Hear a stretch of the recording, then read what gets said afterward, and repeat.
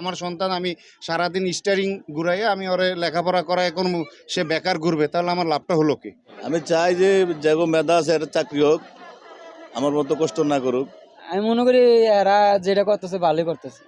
আমাদের জন্য সমস্যা না, আমরা সারাদিন পরিশ্রম করলে আমাদের ডাল ভাতের পয়সা। এখন আমরা যদি এখানে বসে থাকি আমাদের তো সমস্যা, আমাদের সাধারণ মানুষের অনেক কষ্ট হইতেছে।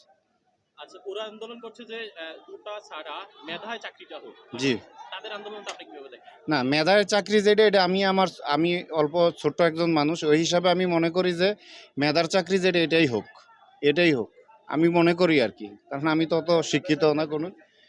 মেধার চাকরি হোক, যার যার যোগ্যতা অনুসারে তার ন্যায্য চাকরিটা সে পাক, তাহলে দেশের জন্য ভালো, ফিউচারে সব কিছুই ভালো হবে। নির্দিষ্ট একটা সেক্টরে চাকরি দিলে এখানে সাধারণ ছেলেপেলে গরিব দুঃখী, আমার সন্তান আমি সারাদিন স্টিয়ারিং ঘুরাইয়া আমি ওরে লেখাপড়া করায় এখন সে বেকার ঘুরবে, তাহলে আমার লাভটা হলো কি?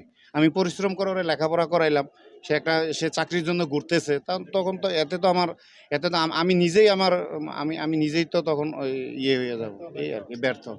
তো এটা ঠিক হয় নাই আর কি। আমি মনে করি যে বর্তমানে এই তারা যে এই রাজনীতি করতেছে, আন্দোলনটা করতেছে, আমি মনে করি মেধার উপরে, যার যার শিক্ষাগত যতটুক যোগ্যতা, যেখানে যে প্রাপ্যটা এইটাই দেওয়া হোক। আপনি কি তাদেরকে সমর্থন করছেন? অবশ্যই আপনিও চান শিক্ষার্থীদের আন্দোলনটা? অবশ্যই কি চান আপনার মতো করে একটু বলেন। আমি চাই যে যেগো মেধা আছে একটা চাকরি হোক, আমার মতো কষ্ট না করুক। আমি টিপ নিয়ে যাবো, এখন মালনামা মুজাইয়া এখন মাল নামাতে পারতেছি না, এখন এই জায়গায় বসে রয়েছি।